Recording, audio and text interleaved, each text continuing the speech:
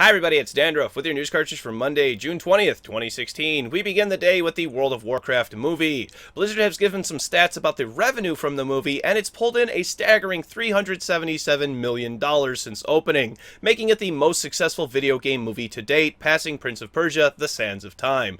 South Park: The Fractures But Whole will allow players to create a girl character. 2 Ubisoft titles are getting updates soon. Rainbow Six Siege is getting updated tomorrow, buffing 2 operatives, Capcan and Mute, and The Division is getting balances to a bunch of weapons coming in on June 28th. According to DICE, they had a resident gun nut as a member of their staff to assist with the accuracy of the sounds for the relic weapons in Battlefield 1. Speaking of EA, it's become public information that Psyonix pitched Rocket League to EA back in 2011, and they turned it down. Corey Davis, Psyonix design director, tweeted that he wasn't sure what would be different if they were to try to pitch it to them again. My guess is 5 million copies sold, 15 million players, and a truck of money.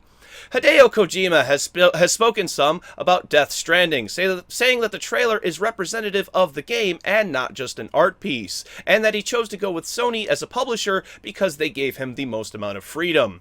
Twitch is finally doing something about the people who created ViewBots by suing 7 of their creators. On to some unfortunate news: the servers for PlanetSide 1 and The Legends of Norath will be shutting down on July 1st and August 17th, respectively. And it seems that there are some issues with modding Fallout 4 on console. PS4 will be limited to 900 megabytes for each mod currently, but Sony is working on expanding that. And if you want to upload a mod for console, you will now need a Steam account in order to do so. This is an attempt to stop people from uploading stolen mods. Moving on to some release announcements, and a big one is that Sony has confirmed that the PS4K will launch later this year alongside the PSVR.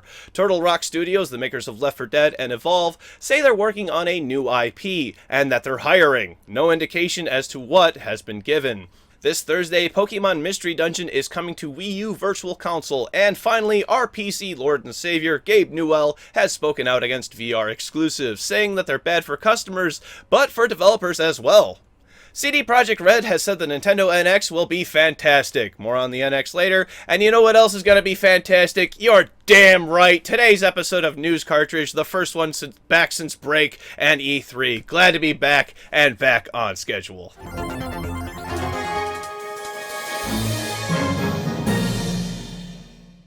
Oh boy, what a topic to start off with. So the week before E3, it was announced that the PT-inspired horror game known as Allison Road was cancelled. Team 17, the developer of Worms, had decided to publish the game, and they, not the developer, have given some more information as to what has happened. In short, Allison Road was cancelled due to the game being too complex. As to what was so complex about it, we may never know. There is no word if the developer would decide to continue the project, but it's very unlikely. If you're still looking to get your horror fix, there's a game called Side Effect that has a similar look to PT that is currently in development. If there's any more information on Allison Road, why it was not released, then I will be sure to fill you in here. A GameStop CEO has informed everyone that the Nintendo NX will indeed have physical media. Now, I find this information rather funny in the method that it's being delivered, because it's my suspicion that GameStop themselves had a say in whether or not the system would be diskless. Of course, GameStop doesn't want that because they have a vested interest in physical media. If Nintendo were to go through without discs, then GameStop could just make the decision to stop selling Nintendo products altogether. Another member of GameStop, Mike Mahler, dropped a rather obvious hint that if the system were to go to cartridges, it would be more beneficial to the secondary market because cartridges are easier to repackage and resell. Personally, I would love to see cartridges return. I have discs that no longer work, but I have cartridges that as long as the battery works, it's fine, and the battery is actually rather easily replaceable. Let me know in the comment section if you would like to see the return of cartridges, or if you're happy with discs, or if actually you'd like to see the next system go entirely diskless. In the quick spot today is a legal battle that No Man's Sky was going through, and now it's over. A British communications company was in a legal dispute for 3 years over the word Sky, and now that lawsuit is over, siding in favor of Hello Games and No Man's Sky. If you're confused as to how they were able to have any standing, this is the same company that forced Microsoft to change the name of SkyDrive to OneDrive. Thankfully, this means the game will not have to change its name, which at this point could have actually actually killed the game. It could have completely ruined it. No word, though, if the delay of the game has anything to do with these court proceedings. But if I had to guess, I would say more than likely, yeah. Finally today, the infamous whining children with an internet connection known as Lizard Squad allegedly attacked Blizzard yesterday, causing slow or failed logins for their most recently released game, Overwatch. One of their resident jackasses responded that if you let a couple of pixels affect your entire day, it's just sad. In a way, I'm doing you a favor.